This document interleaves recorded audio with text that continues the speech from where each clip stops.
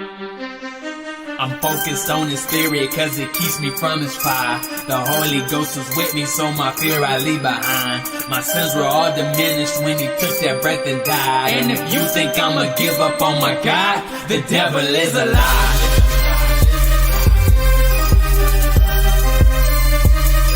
The devil is a lie.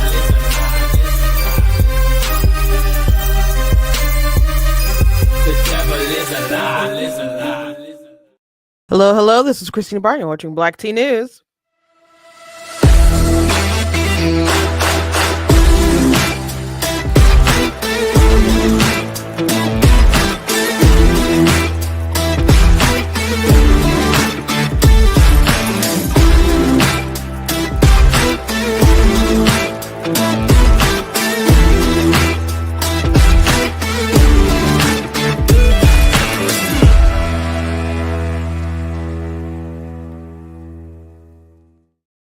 Hello, hello. Welcome to Black Tea News. I'm your host, Christina Barr, and today we will be talking about a media hit job that was supposed to be against Pete Hegseth by ProPublica that ended up falling apart. And ProPublica is saying, like, hey, we did good journalism, and that's why the story didn't go through. Excuse me. And people on the right are like, bro, why did you try to write this hit piece?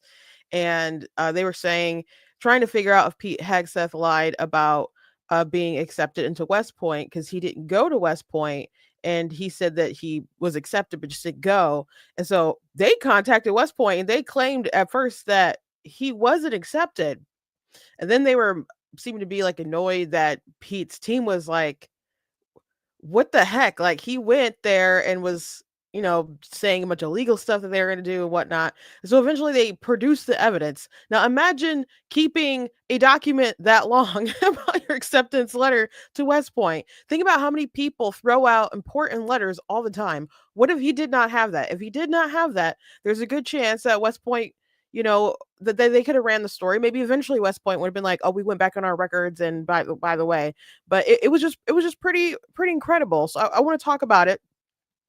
I've dealt with the media before, and different hit pieces that they've run when they're determined to write a hit piece, and times that they've tried to write like some kind of hit piece and we were able to get out of it. But it's just pretty remarkable what they choose to write stories on. They want these Trump candidates to fall, and I don't know, stuff like this is probably just makes people want to really defend him. So this probably makes him more likely to be confirmed than not. Also, I want to talk about some of the rhetoric that I'm seeing about this CEO that was murdered by this Luigi fella allegedly. And I I was listening to different TikToks today or lives where people were just saying the most absurd things, but they're not the only one. Taylor Lorenzo's lost her mind, and other people, Joe Reed is having crazy people on her show to talk about it. And I'm not saying people like have to shed a tear or anything like that, but if you have vigilante justice because you don't like how people are operating and doing their jobs, even if it does screw people out of, we assume, it's screwing people out of different stuff. Maybe that you handle those things legislatively, you handle those things in the courts. You don't cheer on crazy leftists to start murdering people, because it wasn't too long ago that a crazy Bernie supporter tried to murder a bunch of Congress people that I know, some of them I knew, while they're playing baseball. And so it wasn't too long ago that Trump was nearly assassinated. So how far does this go? How far does this continue? And we have to condemn it. And it's just really strange to me, and it's sad because there's just no value of human life.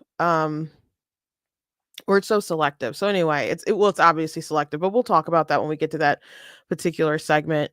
Also, Brett Cooper is leaving the Daily Wire.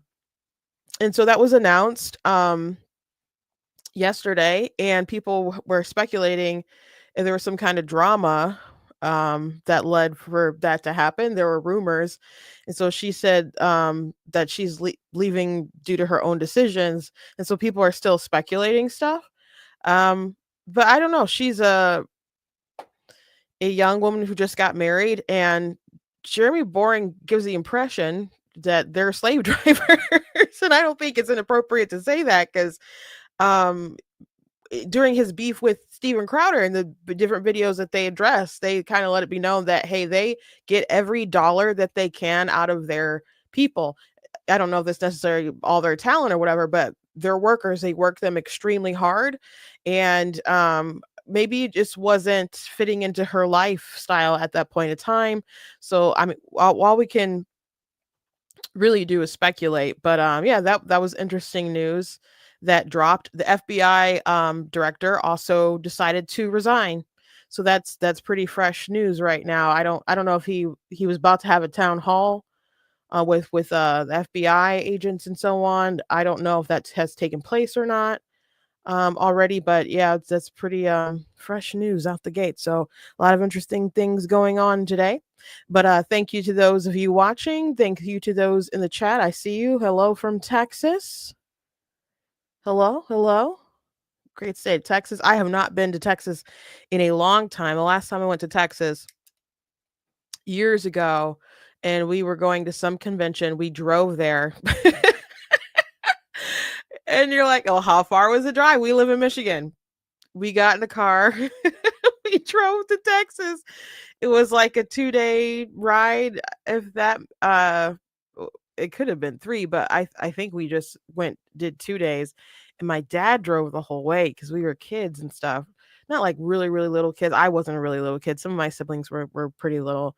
And I think we were just trying to get to some kind of like Christian music conference or some kind of Christian conference. And we were trying to, I don't know, I don't remember if I don't think we sang.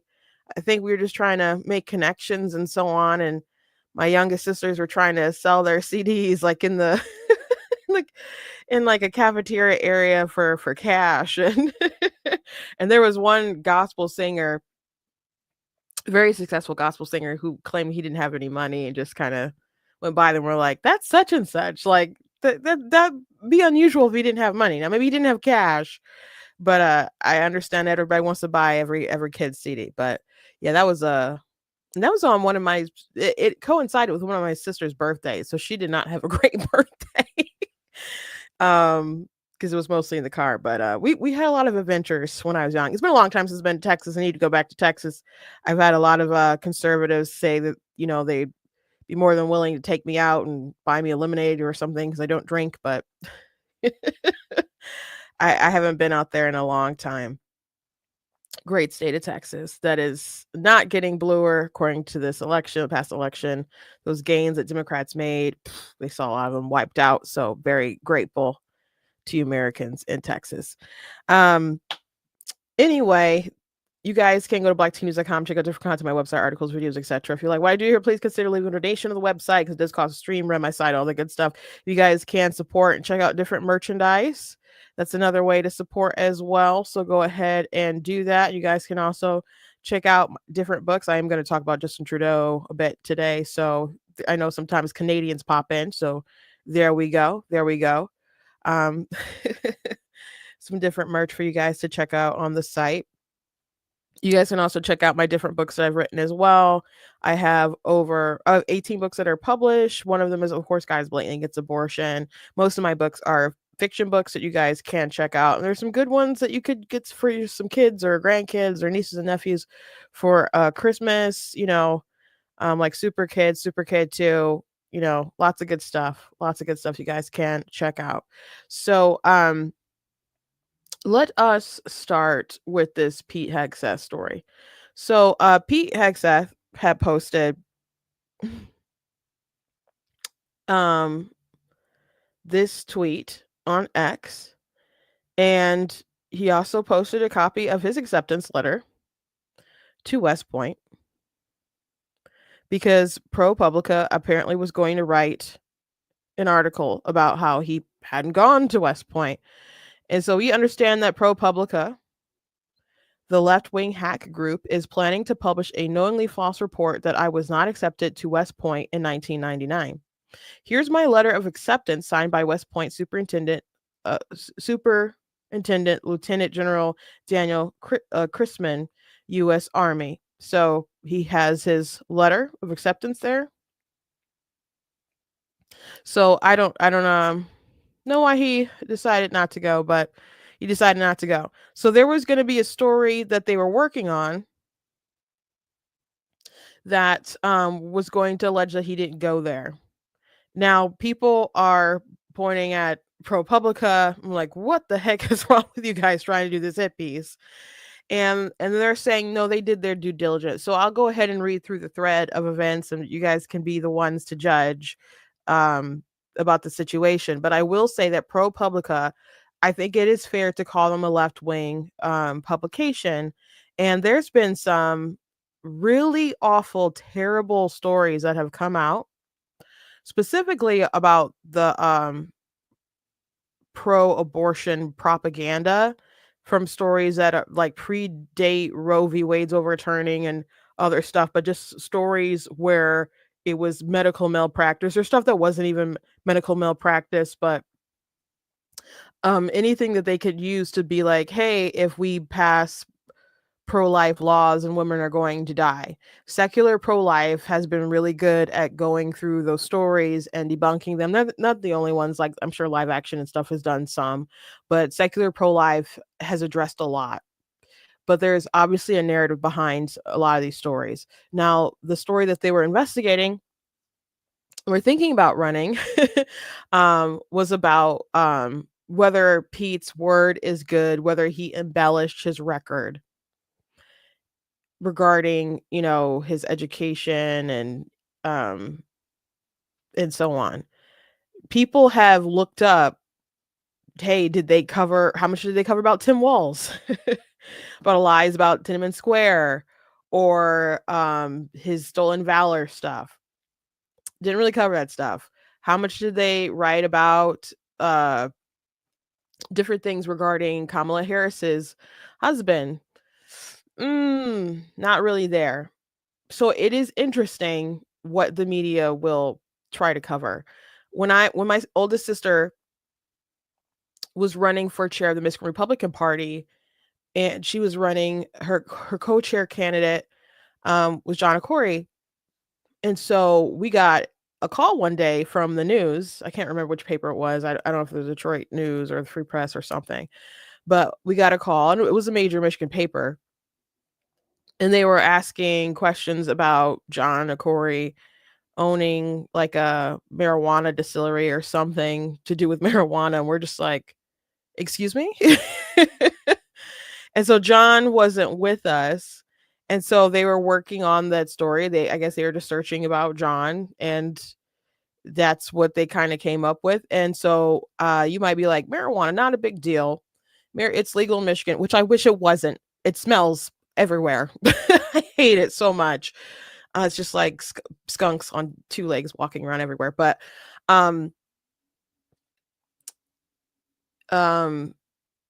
we were running in a Michigan Republican office and not like House, and it was like for running the Republican Party, and it just would not have gone over well, right?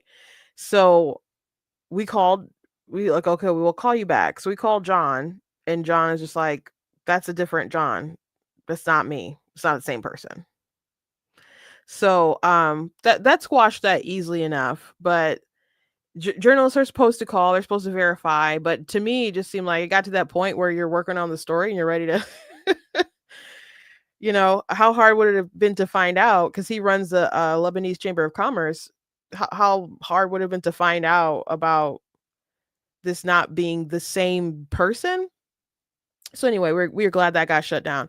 But another thing that happened that didn't get shut down, my sister, same person, she works for the Trump campaign, or she doesn't. It's not really the Trump campaign anymore. She's transitioned over to like preparing for the administration, so she's still works under them. But when she was working for the Trump campaign, and this was like in the midst of my mother had just died, they they were putting on an event, and they were having different religious leaders come, and it was like a simple name mix up when they sent out the release. It was like Charles Ellis and there was like Ellis, gosh, what's his name? Ellis was like in the first in the both names that she just had switched mixed up the different people. And so it was an honest mistake, and they sent out the press release. And so the Democrat, you know, person who she mixed up the, Republican with, and she knows both people, their names she just got mixed up. Um he went on social media and was upset about it, and so they were like acting like the Trump campaign was lying to get votes and try to make it seem like people were supporting him over Kamala and stuff, when it was just an honest mistake. So she reached out. She was really trying hard to reach out to him, to apologize and stuff, and to reach out to, and she did get a hold of someone who knew him, and she relayed the message and stuff, so, and informed them, so they knew that it was an honest mistake. And the Trump campaign was very sweet about it. They were like, you don't have to take the bullet for this. And she's like, no, I have to take the bullet for this, because if I don't take the bullet for this, they're going to claim that you guys just confuse all Black people and really take a racist angle and stuff. And so she took responsibility. She sent out like a statement to the press about her error, and said, my mother passed away. Like when they were like approving the thing that went out, she was literally at the funeral home. At the funeral home, I think that was the day of the wake. So, or no, it wasn't the day of the wake. It was like they were preparing. I think it was the day before, because they were like preparing my mom's body. So, they published some of her statement. They didn't publish all of it in the paper, because they were still pushing for the story, and they wanted that angle to go out of, because the pastor wanted it to go out, the Democrats wanted to go out. This was in the Detroit Free Press, their left wing. So they wanted that narrative out there. They wouldn't let the truth is it was a simple mistake and just let it be squashed or whatever. So they put out a hit piece, and they're just kind of like, oh, well, it could be a mistake, but it doesn't seem like it's a mistake. And, and really trying to accuse her of lying, in the Trump campaign of lying to try to get votes and confuse people, whatever, even though their names, very simple mistakes. Is like, is gosh, one of their names is like, it's both Ellis is in both names. Ellis is a first name for one of them, and Ellis is a last name for one of them. But it was a simple mistake. They didn't care. They didn't publish her whole statement because it would have made them look really silly. And then they got a Democrat operative to basically say something along the lines of, oh, well, they, the Black people that they have on staff are, corrupted. So I'm familiar when the press wants to go ahead and make a story, and because they have a narrative. They're not as objective as they claim to be, but this is what they claim that happened. So here's a story about how journalism works. Spoiler alert, this is how we decide not to publish. We were recently looking at Pete Hegseth's different statements over the years about West Point, where he has said he was admitted.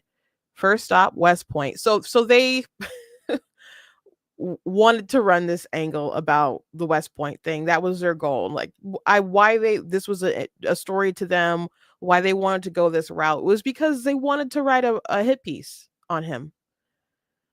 That's what it seems like to me. So they found out eventually there was no there. Okay. We contacted West Point Public Affairs Office. The first spokesperson wrote on the record, according to admissions office, Hegseth had not applied for admission to the U.S. Military Academy. So that's bad. West Point reported that to them, and that's not true, by the way. That wasn't true. So could be a mistake, honest mistake, could be a lie, but unfortunately it affirms whatever hit they were interested in kind of making. So they said, we called back to ask if that meant Hegseth had never been admitted. And a second spokesperson told us on the record, absolutely 100%, because he never opened a file. So now we thought we had the makings of a significant story, just salivating at the idea of destroying this man. But the first rule of good journalism is no surprises. You must give the subject a potential story a fair chance to respond to all of the uh, salient facts of the story. Why do we do this? We want to make sure what we have is correct. We care about accuracy. We aim to get both specific facts and the larger picture right. The essential part of this is contacting subjects and being intellectually honest enough to change your mind and drop a story. Now, West Point, what if the truth didn't come out about him actually being, accepted into West Point? And because Hegseth ended up having the letter. That's a heck of a thing to keep for all these years. So he had the letter. So that was the evidence, okay? That what he was saying was true. But let's say that he didn't have the evidence and all he had was his word and words of people around him, his mom, which people are mocking him and his mom for going on different shows to defend her son after they brought up her mom and published an email of stuff that she said when they were going through a tumultuous time. So now she had to come out and defend her son, and now they're like, oh, he's calling out mommy. So you just really can't win with this stuff. So all they would have is their word. And if they published their article, if West Point never was like, oopsie, we made a mistake, they would have came out with their article and they would have said, okay, well, they said that he's not there. He's never been admitted there. He says that he has. He says this is a lie. And then mainstream media would have picked it up and it would have been on shows for days. And even if there's some kind of retraction, people don't care about the retractions usually because they've heard something that affirms their worldview.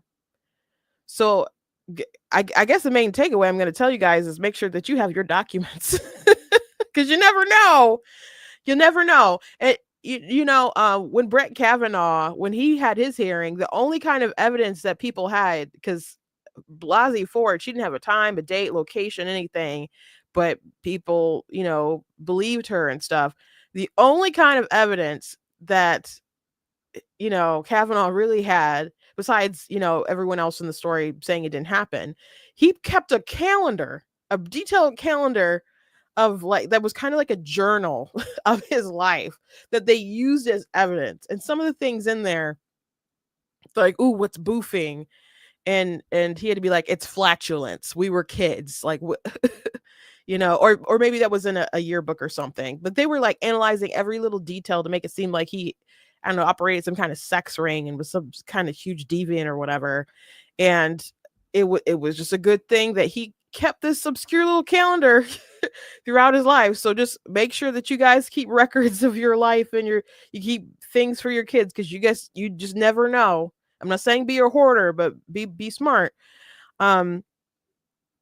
So anyway, why do we do this? Because we want to make sure what we do is correct. We care about accuracy. We aim to get both. That's crap. I've read and seen some of their articles. They care about narrative. We care about accuracy. We aim to get both specific facts and the larger picture right. The essential part of this is contacting subjects and being intellectually honest enough to change your mind and drop a story. One of the reporters called Hegseth's lawyer. The attorney made a lot of angry legal threats to him, but didn't deny the facts.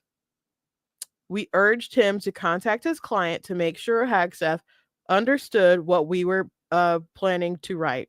So, to me, it's the lawyers in Hegseth and their team was right. They were trying to write a hit job, a hit piece, a smear thing. I think it's fine that his lawyers were kind of freaking out, kind of upset to you, kind of rude, whatever, or just using the law, telling you what they'll do because they're lawyers. That's their job. A second Hegseth PR person then called. He asserted Hegseth still had his letter of acceptance to West Point. We asked him to send it to us, but he just hung up.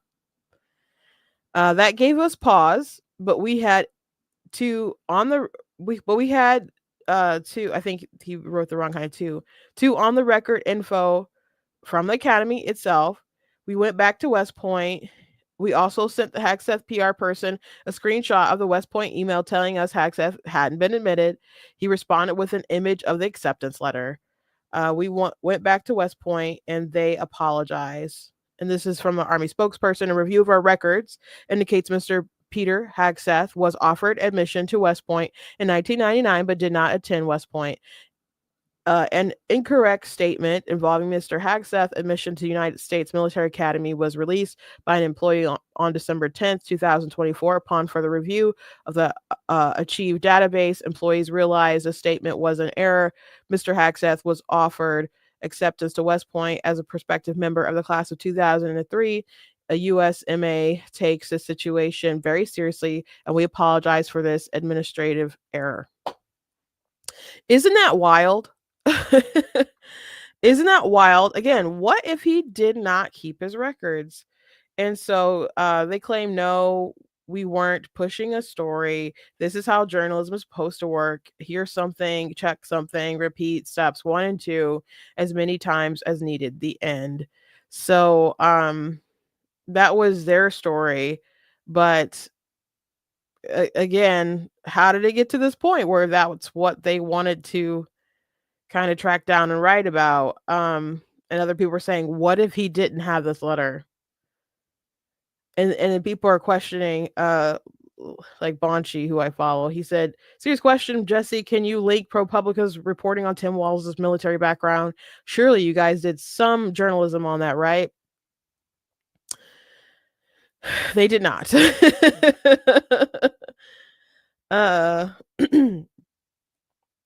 And people are pointing out, like, you're trying to say that this is just good journalism, but your tweets were designed, some of them were designed to make Pete look bad, like talking about his lawyer and other stuff too. The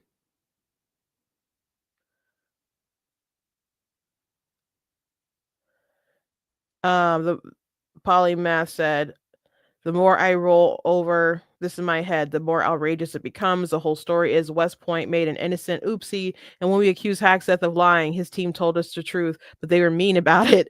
Anyway, we are the heroes of the story. So yeah, that's the case there.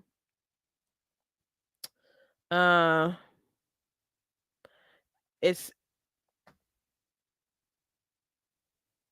I'm glad they didn't publish it, but I mean, obviously it was a lie. It wasn't true, and it was obviously true. I mean, it wasn't true what they were trying to publish, and Pete and his team had evidence. But again, if he didn't have that evidence, would West Point have corrected themselves?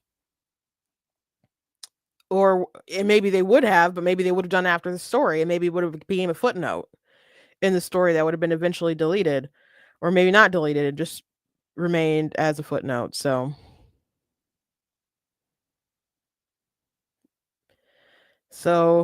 you guys can let me know. Do you think that's a story of journalism, or I just think it's wild because I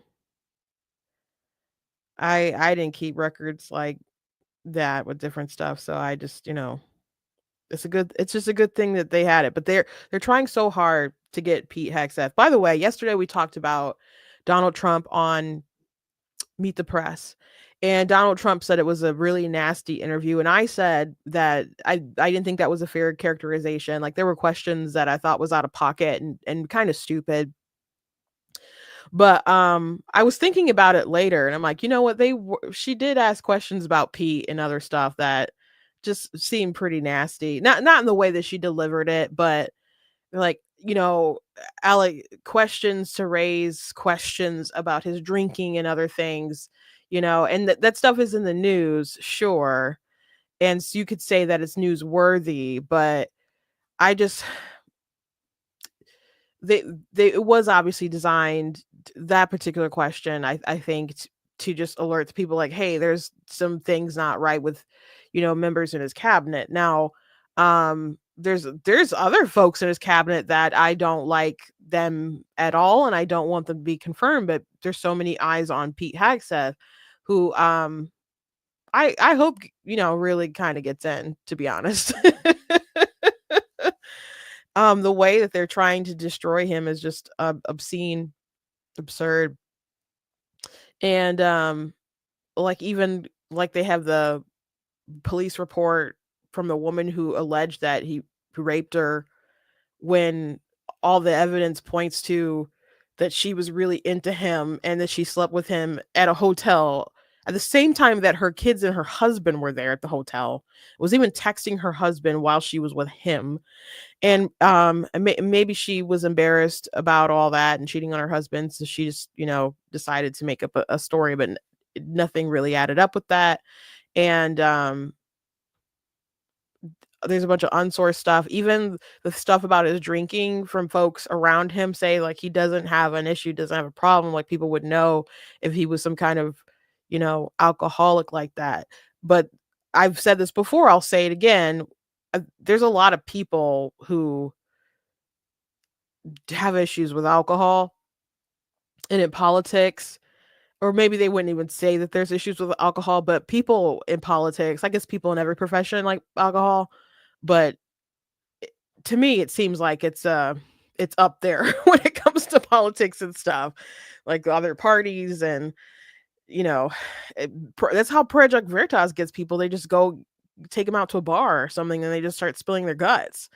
So how they tried to use beer and weaponize beer against Brett Kavanaugh, and he's just like, yeah, I like beer. And then people were mocking him for liking beer. I'm like y'all don't like beer, like y'all don't like wine, like y'all don't drink that at all your parties. It just seems so insincere. Like I want people. Well, I prefer people didn't drink, but if people have problems, we obviously want people to get help. But you know, there's a lot of people who are talking about it and trying to come for him that probably need to go to AA themselves. AA themselves. So I think that Trump is gonna stand by him because he's, as people have noted, Pete's has earned loyalty. He seems like he's a really good guy. I've never met him. I know people who have met him. He did a fundraiser for the Fallen and Wounded Soldiers Fund in Michigan. And he really, really does care about the troops and he wants to unwoke the military, and that's great. And he does obviously have experience in service. And people like, well, he doesn't have, all these other kind of, pedigrees or whatever. Yeah, because he hasn't been simping within the Biden administration or other administrations to curry favor to get up high, and he's not part of the military industrial complex. So it's, considering the kind of changes that we need in our country right now, I don't think it's a bad thing that you have someone from the outside coming into this position.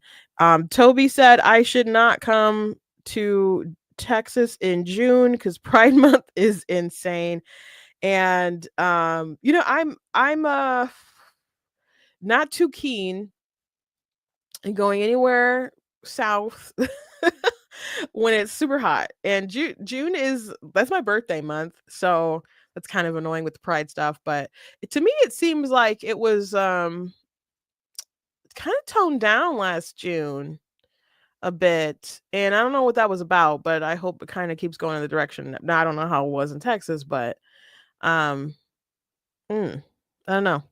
I just I don't know, maybe when it's cold, well, maybe sometime in the winter or something. But yeah, y'all did have that problem where the grid went down or something. It was real cold though. So that one time, I assume that's all fixed and fine. But I have a friend who lives out in Florida, and she wanted me. She's like, "Come visit me, come visit." And I really do want to visit her. But the time when she was telling me to come visit, I'm like, I have to wait until it gets cold. I do not want to be in Florida all sweating and hot and stuff. And she's like, "We can go inside." I'm like, you just want me to come down to Florida to hang out inside? Places? I'm like, we have to go outside at some point. And then I like to swim. I love to swim.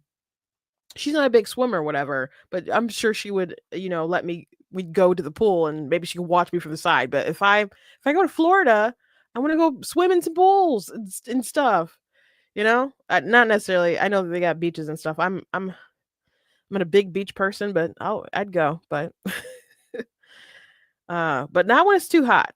But yeah, I'd love to come back down to Texas. But I did drive through Texas a little bit. Um, some years ago, I went to a book festival in Arizona, in Tucson. It was me and my youngest sister, and we drove. That took 3 days, and we drove through Texas a little bit. So I guess that was technically the last time I went, and that was, gosh, I don't know. That could have been like 10 years ago. It's been a while. It's been a while. I've traveled, like I've been to DC a lot and other places, but it's just been a while since I've been to Texas. We got a big country, a big country. Anyway, moving on. Moving on. Let me talk about this Justin Trudeau thing really quick. There's a clip of Trudeau talking about feminism, and he's really sad because we blew our opportunity, guys. We blew our opportunity to have a female president in America. But he wants you to know, Justin Trudeau wants you to know that he will always, always be a feminist. So here we go. No, it shouldn't be that way. It wasn't supposed to be that way.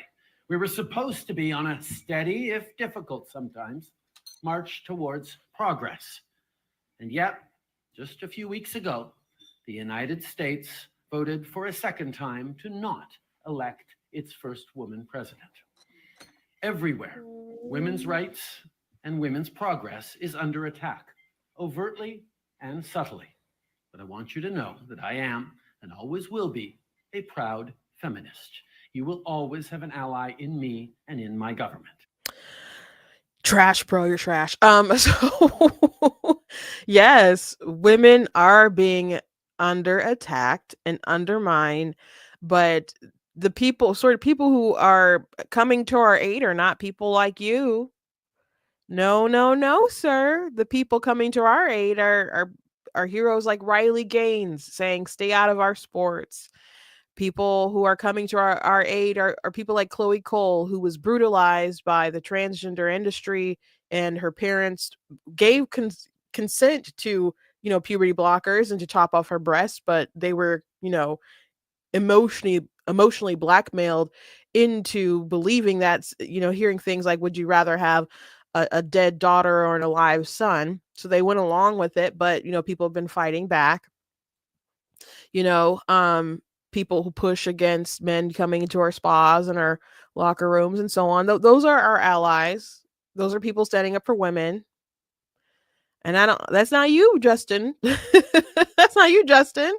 Certain stuff you say, you get in trouble in Canada, man.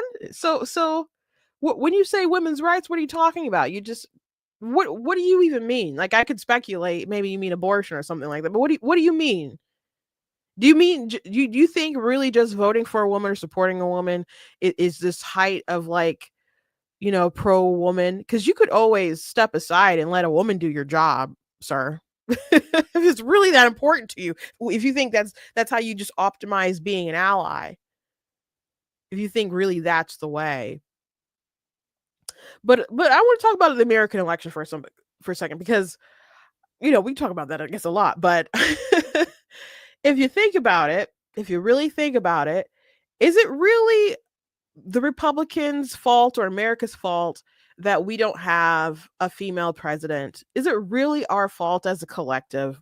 Or if you want to vote, you want to blame Trump supporters, they want to blame people like me and people like you. Is it really our fault that we don't have a female president? I don't think it's our fault. I don't think it's our fault. I don't think it's the collective sin of America. Okay. And I will tell you why. Okay. Because we could have already had a female president. We could have already had a female president. And guess what? It's a woman who lost to Donald Trump. Because if she were the candidate in 2008 and she ran against John McCain, I think she would have swept that election. I think she would have won that. I think she would have won that. And just like there was hype, like, oh, we're going to first black president, people would have been very excited to vote for the first female president. And people weren't feeling John McCain. They didn't like him too much. They were, it was a change election. People were sick of the wars and the Bush age and stuff. They were ready to move on. And I know Obama had, he was eloquent to people, and he was, saying, we're not gonna do all this war stuff. We're gonna have our nuclear weapons and all kinds of things that people were optimistic about that he clearly didn't live up to. And Hillary's a different kind of person, so they would have campaigned the same way. But even still, it was a change election. They would have supported Hillary Clinton. But here's the deal: they supported Barack Obama in the primary. So the Democrats had every chance to support a woman over Obama. And she was the former first lady of the country. She was also a senator. They could have supported her.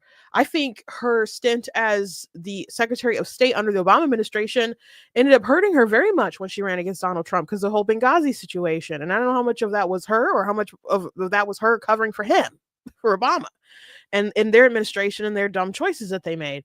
And of course, there was still their emails and whatever that, got her in trouble and stuff too. But all that stuff wouldn't happen either, hadn't happened yet in 2008. So she would have been a stronger candidate in 2008 against John McCain in a change election. She would have been the first female president. She probably would have won 2 terms, because it's very hard to beat an incumbent. And I'll say this too: I don't think the Democrats in the country, we're pendulum is swinging back toward like common sense and stuff from how radical things were and have been. Okay. But I don't think they would have swung so far to the left if she had won, if she had beat out Obama and she were the president, because she wasn't. I mean, Obama was running not as seemingly as radical as he ended up turning out to be, but there were warning signs. But Hillary Clinton, go back and watch some of the old debates. I don't like Bill Clinton, but he at least moderated and learned to work with the Republicans and stuff. Obama was like, I won. He had a whole different vibe, a whole different attitude.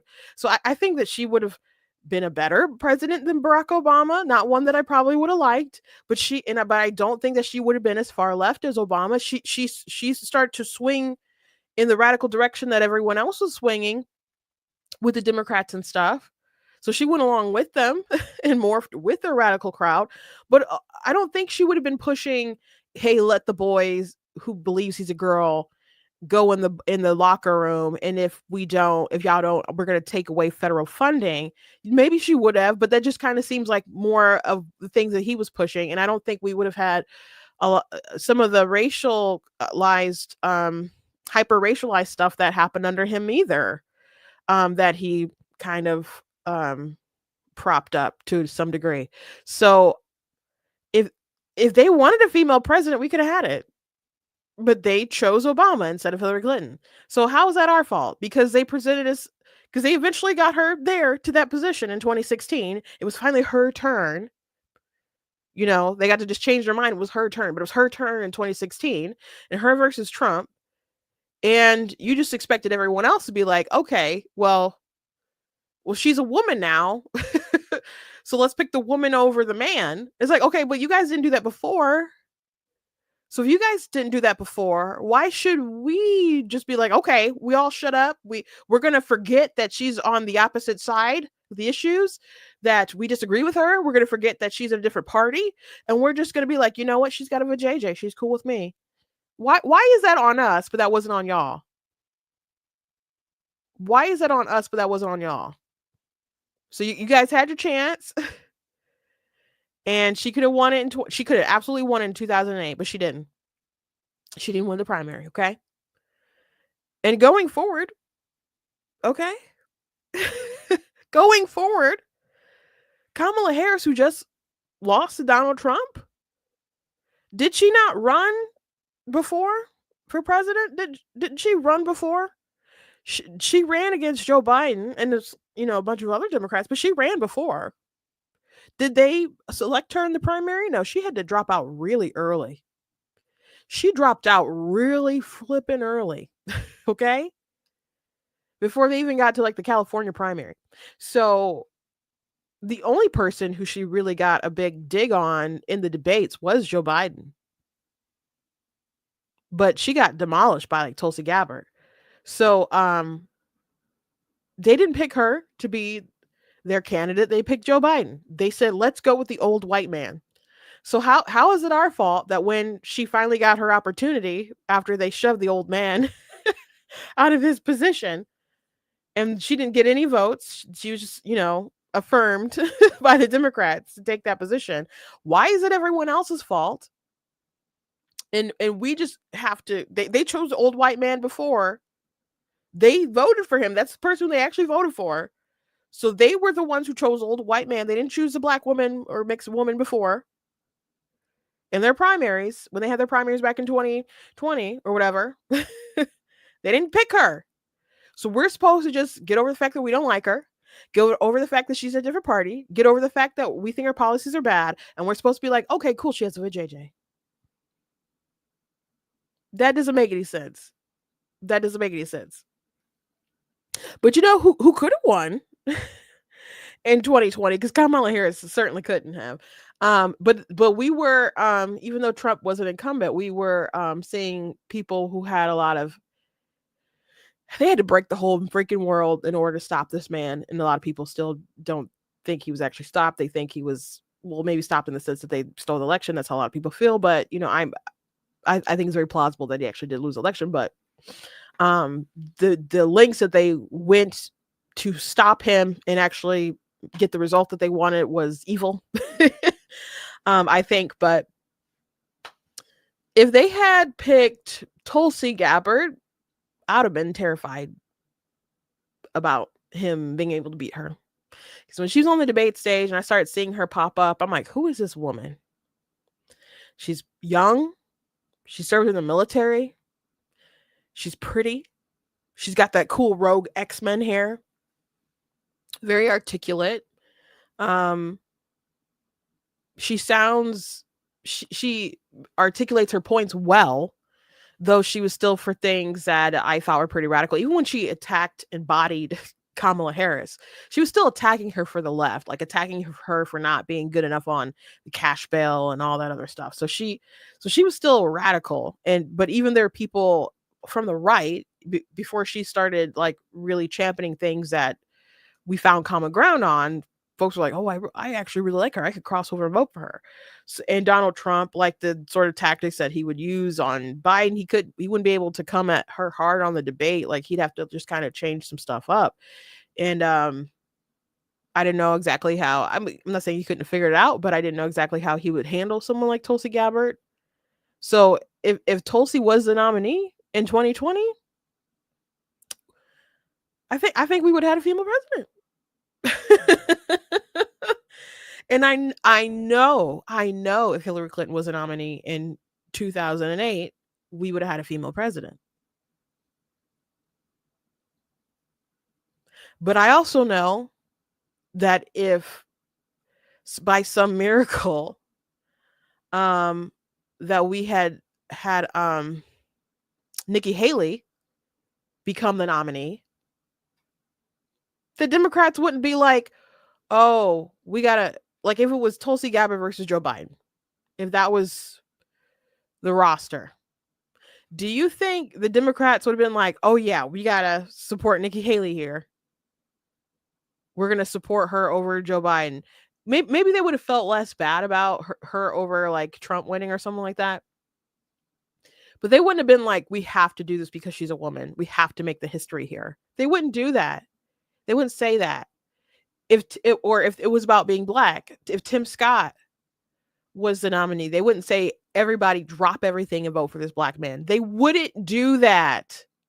They wouldn't do that. So when Justin Trudeau or anyone else gets up and tries to pretend like America refusing to elect a woman or someone of color or whatever to be the person in the top spot is indicative on the lack of progress that we've made, that's garbage. That's garbage. I didn't like Kamala Harris. It wasn't because she was a woman. It wasn't because of her ethnicity. I didn't like her. I didn't like her. I didn't like her policies. I didn't like her ideologies.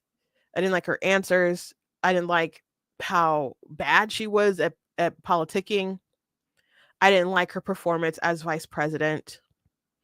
I didn't like her history in California as a prosecutor and so on.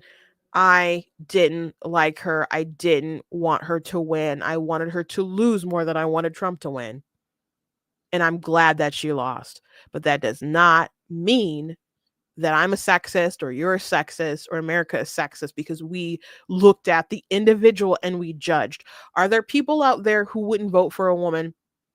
Sure. There's people out there who would tell you that a woman, being the leader is just a sign of a decayed society or a society that's failing or something like that. There's people who will get up and make that case. Sure. Are there enough of those people to stop someone from winning the presidency? I don't think so.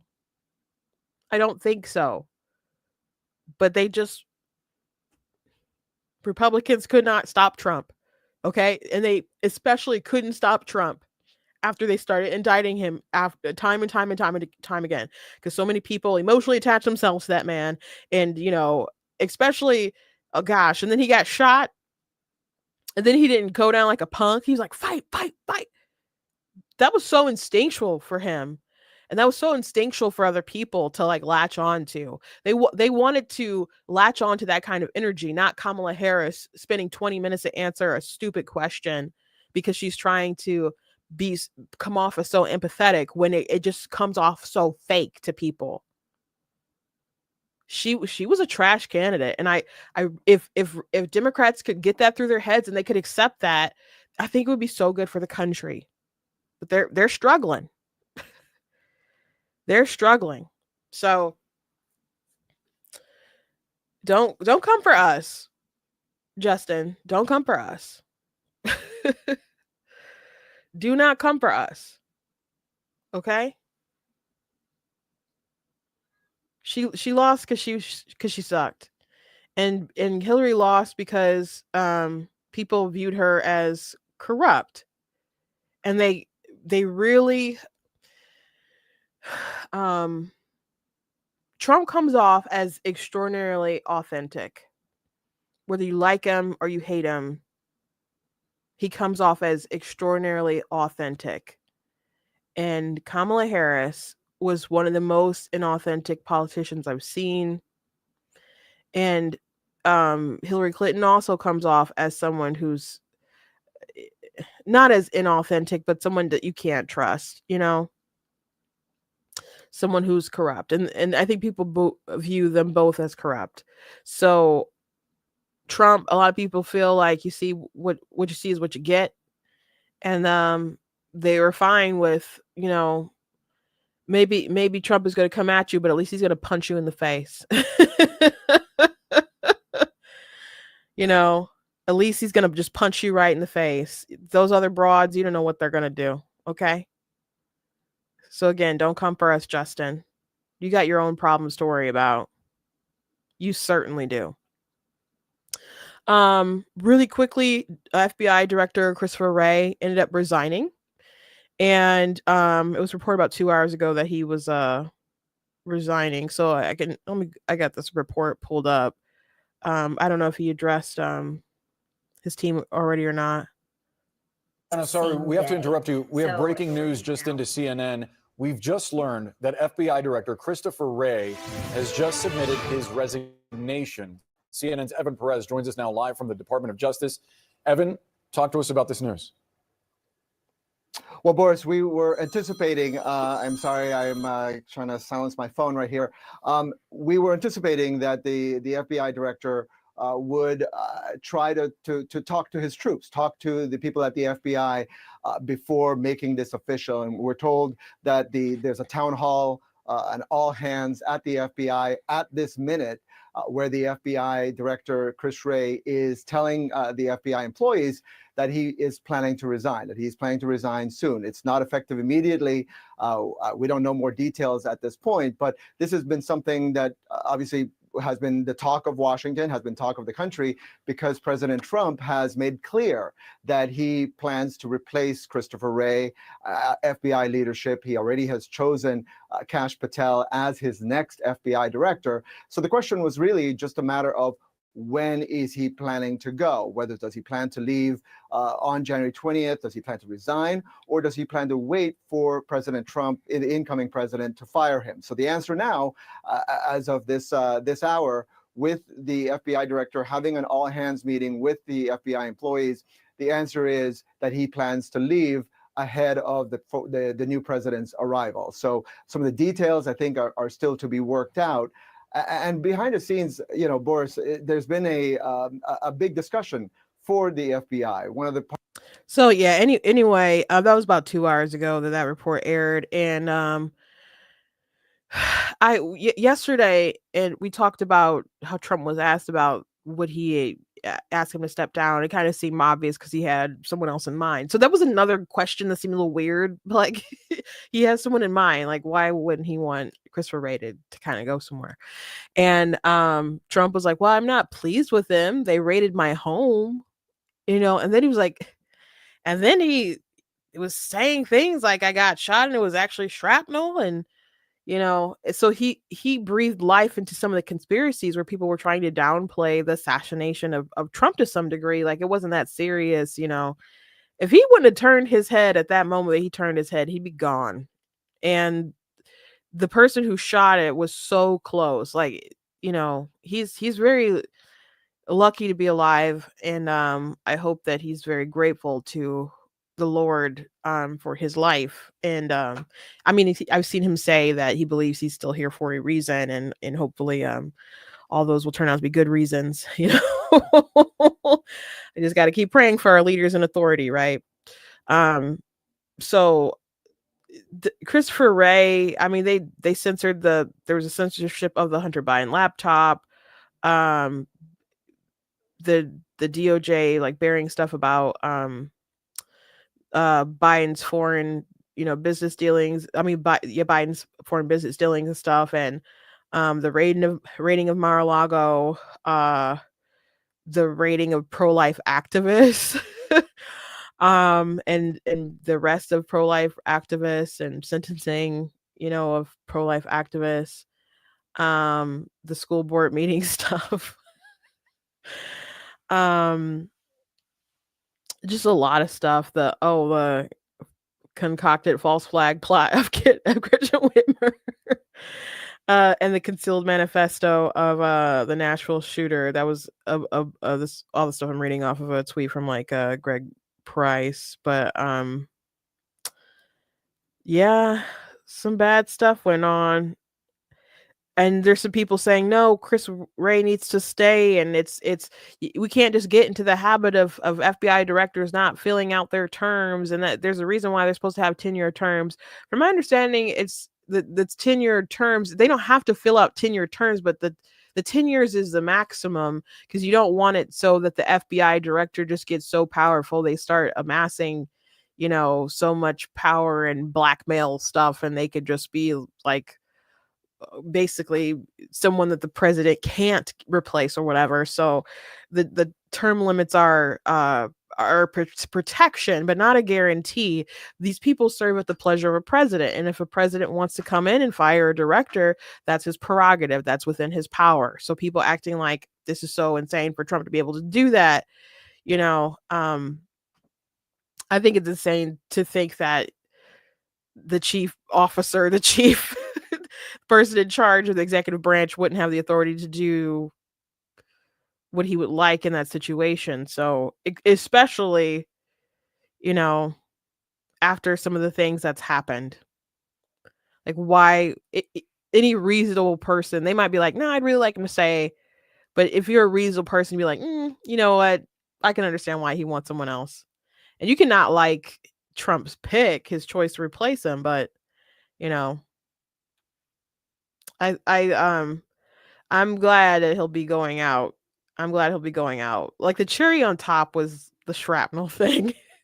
Like, bro, why be stupid, and why give breath to all these stupid people? Why give breath to these stupid people? I think Toby also said that going to Texas in February isn't good either. And there's a little laughing face. Okay, now when is a good time to go to Texas? When is it a good time to go? And if anybody's got a good time to suggest in Florida, let me know too. But I just don't want to go when it's too hot. Like, just when is it a good time to go? in down south and visit some more of our wonderful nation. Just let me know in the comments. So I'll take your word about February, but I just would like to know why. I like to know why. So earlier today I was on TikTok and I was listening to a live of this young man who debunks other crazy leftist man, but he had a live and he was talking about the murder of the healthcare CEO and the different people who got on and defended him and said that he didn't do anything wrong and that he was a hero and basically defending like the US is founded on violence, so this kind of violent uprising is fine.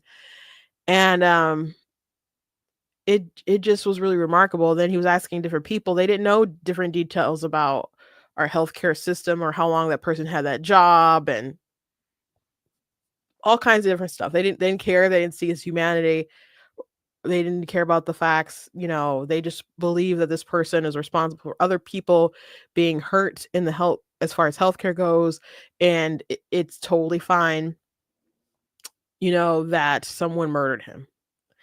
And obviously I think that's nuts. If people are being cheated out of things that they pay into, that's terrible. We need to take different precautions, legislative actions to rectify the situation, but to do vigilante justice in that regard, it's just not right. Fetterman, Senator Fetterman, said something about it that was really good that I would like to share. I was pretty sure that I screenshot it, but maybe I didn't. If I didn't screenshot it, I'm sure that I liked it and shared it. Give me 1 second. But he essentially had said that this is a bad thing, and if this is your attitude, people are just going to continue. Here it is. Here's a statement. On Luigi Mangione and the online reaction, this is from Senator Fetterman. He's the bleep hole that's going to die in prison. Congratulations if you want to celebrate that. A sewer is going to sewer. That's what social media is about this. And I don't know why the media wants to turn that into a story just with these trolls saying these kinds of things anonymously like that. I don't know why that's news. Remember, he has 2 children that are going to grow up without their father. It's vile. And if you've gunned someone down that you don't happen to agree with their views or the business that they're in, hey, I'm next. They're next. He's next. She's next. And that's true. That's true because people have advocated for violence with situations like this before. Because if you recall, some years ago, there was a Bernie Sanders supporter, raging Democrat leftist or whatever, that went to a congressional baseball practice and tried to execute Republicans there.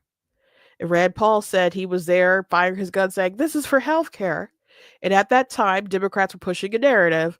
Republicans are killing your grandma because they're trying to take away your healthcare and all this stuff. And person took action. I guess he wanted to save all the grandmas. And he tried to murder them. And Mike Bishop was there. Rand Paul was there. There were other Michigan.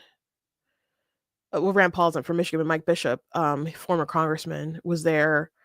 There were other there's some other Michigan delegation that was there too, but the only reason why they survived is because Steve Scalise was on the team and he had protective detail. And he almost died. There was a time we did not know if he was going to live. He had to have surgery and all kinds of different stuff, and he still has, you know,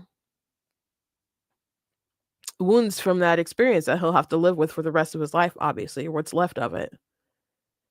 Rand Paul has been through the ringer with different political violence. He was attacked by some kind of crazed neighbor while he was like mowing his lawn, just attacked from behind. He almost didn't make it because I think his lung got punctured by a rib or something. And so he almost died from that. And then 2020, when they were coming out the RNC, there's all these BLM people that surrounded him, and it looked like he was in danger. And they're saying, this is for Breonna Taylor, which is crazy because Rand Paul was the one who wanted to end no-knock raids. He's a very libertarian-minded Republican, the kind of person who's educated and you want on your side if you actually want some kind of positive reform to these sorts of things and not just, conjecture or whatever and rhetoric. But they didn't care. They were just kind of after him. I'm like, man, he's having a rough go at it. He's having a really rough go at it. So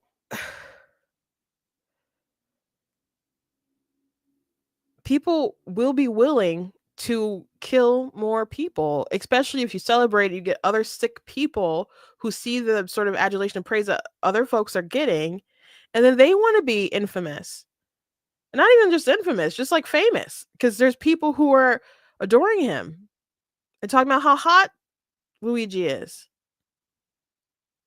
And there's all these memes, and Jimmy Kimmel was talking about all these text messages from staff that he had talking about how hot he was and how women wanted to do jury duty and stuff. And there were other people who thought the other killers were hot. Women really like Ted Bundy and other folks too. So it's not new, I guess.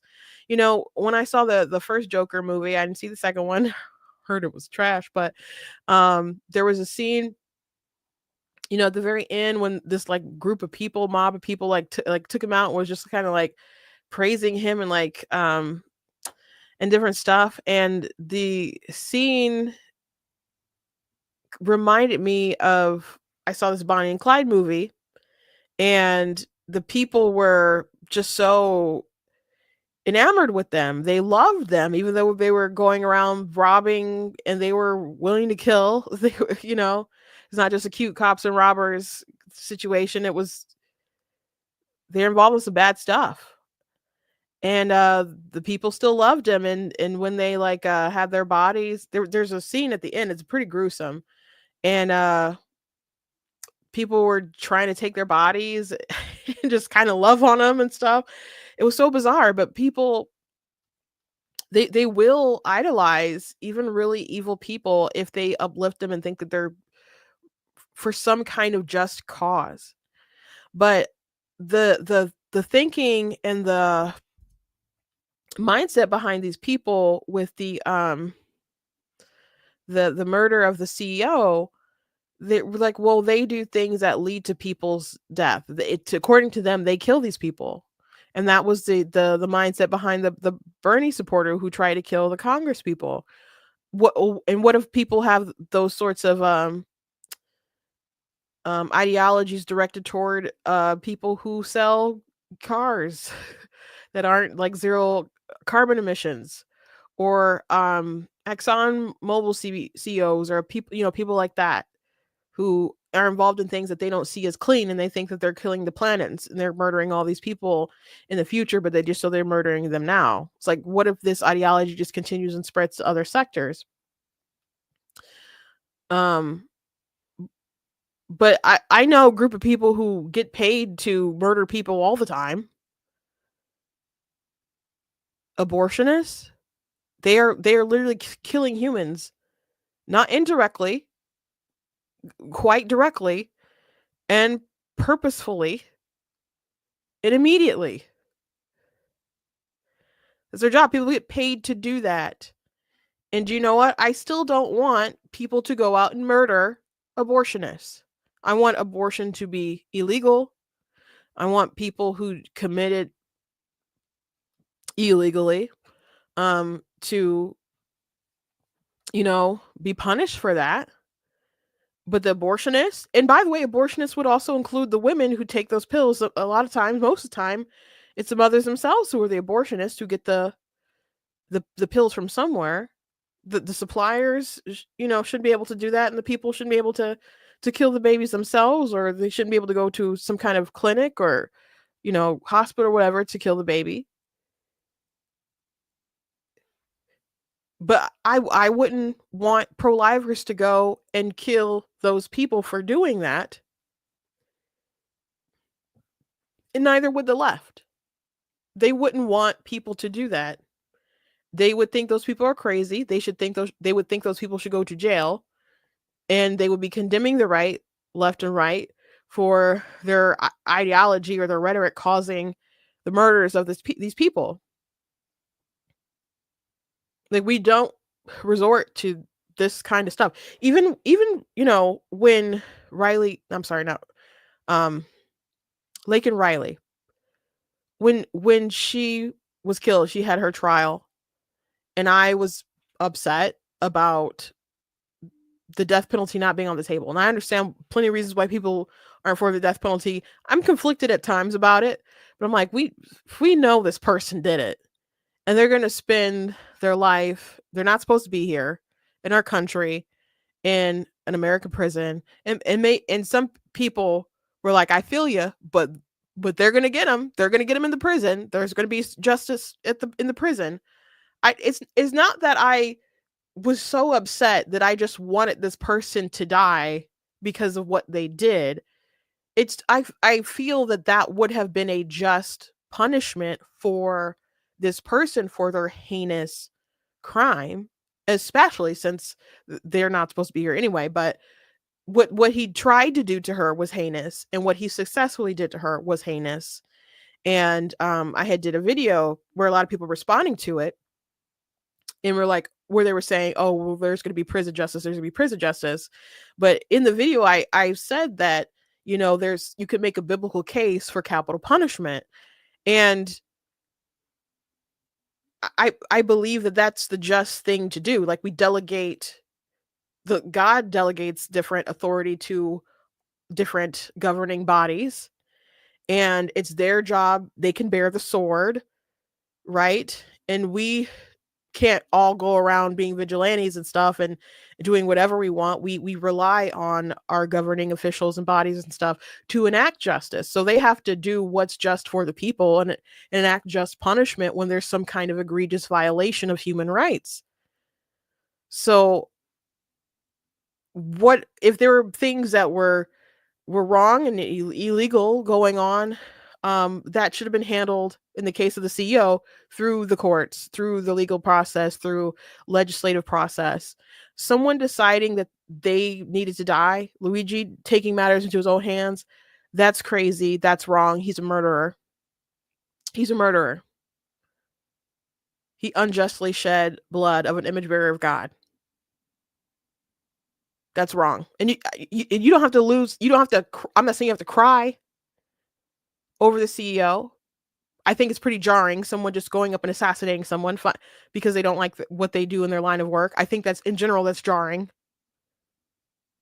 and should concern people about, their kind of safety and stuff. Usually Democrats are like, oh, gun violence, but they're cheering this on. I think there's reasons to be concerned and upset. If you don't want to cry and go to this man's funeral, it's whatever. All life is inherently valuable, but people don't individually value all lives the same. And that's just the truth. This is just the truth. So I'm not saying that people need to go cry in their pillows, but I think that there's something really sick going on in our society. And the kicker, because I brought up the abortion thing, the reason why they'll say is that this man is like murdering people is because they're not giving the proper coverage to people, and then they'll die. But the reason why because I mentioned the abortion thing, and people will say, well, they're not really murderers because they're not killing real people. But of course they're human and alive, but they don't value them because of how vulnerable they are. And they just feel that they're actually just denying resources into those human children. And if they can't survive on their own, then they don't actually deserve a right to life. So to me, it's always strange with that healthcare comparison, because I'm like, they're not humans because they're needy and they need care to survive. But you feel so entitled for other people to, like, when they want universal healthcare, free healthcare or something, you feel like strangers should be entitled to make sure that you get the healthcare. Now it's a little bit different because if people are paying for coverage and people are cheating them out of it, then that's not good. But people need to appeal their claims when they are lost. But I heard today that a lot of claims get rejected because people misfile and other stuff like that. But I also heard that people don't make a lot of appeals. So make sure that you take every sort of precaution to try to rectify the situation. And then if you are really screwed, keep trying to go through the legal system, but you don't take up arms like Mr. Luigi here and go murder CEOs. And if people are justifying it for this, remember, not too long ago they tried to kill those Republicans at a baseball game. And it could just keep going from there. So I'm disturbed. I'm disturbed, and I'm disturbed by the route that the media is going to push it to. Because I didn't see Jimmy Kimmel say, like, oh, I support this guy, but to do a segment about like how sexy everybody thinks he is, and to your own, like, people in your own like staff or around your staff or whatever, I would find that pretty embarrassing. So I want to dare air that dirty laundry is what I would view it as, but that was something they were kind of proud of, I guess. So if you don't value life, you're going to have a really uncentered sort of view of morality. You'll keep shifting the goalposts. And again, we can have subjectively, we can all value different lives, differently. And so people, you care about more than people you don't. It's just the truth. But that doesn't mean that we don't have inherent value, and that we're not owed all some kind of justice. And this man is owed justice. His family, the CEO's family, they're owed justice. And I don't know how much of this is about healthcare specifically, or how much about this is eat the rich, and how much of that is both.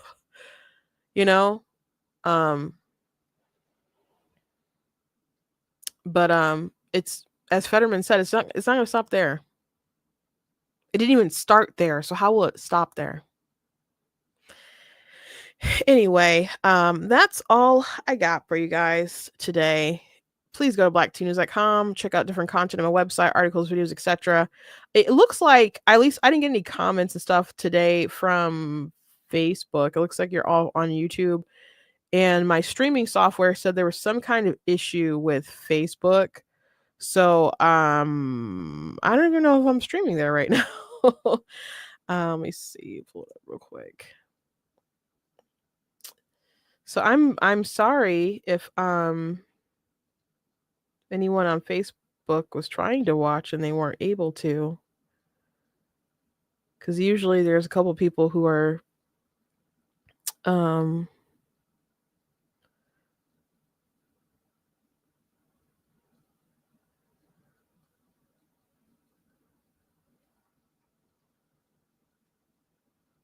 Facebook just reminded me that they removed a post of me wanting Daniel Penny to get justice. Thank God he did. No thanks to you, Facebook. It says that I'm live. It says that I'm live. Yep, I see myself live, and I see some likes. So I don't know if there's any kind of streaming problems or issues today. But it says I am live on Facebook. Okay. Thank you, Kat. Glad you enjoyed the show.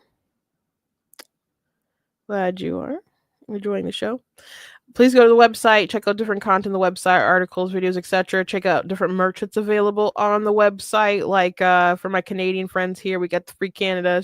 I made this during the whole like trucker situation. But you guys still need to be freed. Donald Trump had said in the interview that if we're going to subsidize Canada, then we need to they could just become a state. I think that was obviously a joke. And I saw some people online, they're just like, no, take us, let us be a state, let us be absorbed in the United States. And I don't want that to happen. There's some Canadians that I follow online that I love dearly, but obviously a lot of things about your government and the people who have been in charge scare me, and I don't want to absorb those people. We have enough crazy people, and if we absorb all of you, then I think this is going to be too much drama. So you guys are going to have to fix yourselves first before we let you in, okay? But I mostly think that was a joke, and I saw Trump had said some kind of statement, wrote out something about, not like an official statement, I think it was like a Truth Social post or something that addressed Trudeau as being in charge of the state of Canada. And so there were leftists that were like, if that was Biden who made that statement, they'd be saying he was crazy, and just like, you don't know that that's a joke. Have you not been following the news? But yeah, Trump's not losing his mind. If anything from that Meet the Press interview you can take away is that Trump, his mind is still sharp. His mind is still sharp. You know, there was like one time he said something, I was like, I did not follow that. I don't think what you said just made sense. But he talked for like over an hour. So he's still on it, guys. He really is. Oh, he called him the governor. Yeah, yeah, I think he called him the governor of a state. Yeah. So it was funny. So I guess the jokes about the statehood are gonna go on for a while, but no, we do not. I'm so sorry I know I have Canadians who watch me from time to time, and I love you guys dearly. Some of you very dear. Well, I love you all with the love of the Lord, but some of you I love on a more kind of personal, I like you kind of level. But I don't want to absorb the Trudeaus of the world. I don't want to absorb the people who are for the hate speech laws. We got enough problems. The pendulum is swinging in the right direction. By the way, I'm so sorry. I'm like doing multi stuff before I close. I heard like right before I got on air, maybe we'll talk about it tomorrow, that the UK is going to be blocking puberty blockers. So I'll have to look more into details about that, and we can chat about it tomorrow. So that's interesting information. I don't think our Supreme Court is probably going to ban it entirely, but I think that states will be able to uphold their bans across the state lines or whatever about puberty blockers. But someone said, this just goes to show you that medical health service is real messed up. I also saw gosh, I'm so sorry. I'm doing multi closing, but CNN reported an interesting report, and maybe I'll show it tomorrow because I don't have time to show it. But Americans, as far as their perception of healthcare, they rate it very low. And their perception of costs, they say it's too high. And as far as coverage, they say it's not enough. But when you ask Americans whether they like their healthcare, they say that the quality is good. Like it's in the 70%. They say that the cost, like 58% say that it's good. They're satisfied with it. And then the coverage, they say 65% of Americans think that it's good. So I find that to be very interesting. So a lot of people have a strange perception. They have a perception that the healthcare is really bad, but people personally like their plans and other things like that. So people are taking in what other folks are hearing, but that's not their personal experience. So it's just very interesting. So how bad is it? It could be better, definitely, but I think transparency and competition is what could really improve our healthcare system. But people were speculating when Obama pushed Obamacare that the goal was to basically make it crash and make it so that you needed to have a universal healthcare system. And one reason why Trump got to be president is because premiums started skyrocketing right before the election and stuff. So it's created quite a bit of problems. That's another interesting thing to me about these conversations about healthcare and how people are upset and even justifying a murder of a healthcare CEO is that people don't seem to want to put any attention toward Obama and some of the things that they did with healthcare that weren't so great. I mean, he won Lie of the Year for if you like your plan, you keep your plan. If you like your doctor, you keep your doctor. He knew he was lying about that. And they literally were playing toward in the words of his architect, the stupidity of, or maybe it was ignorance of the American voter and able to be able to pass Obamacare. So if people have issues with healthcare, they can definitely look a lot toward Obama and how they revolutionized it and stuff. But anyway, I'm not going to keep closing. I'm going to go ahead and let you guys go.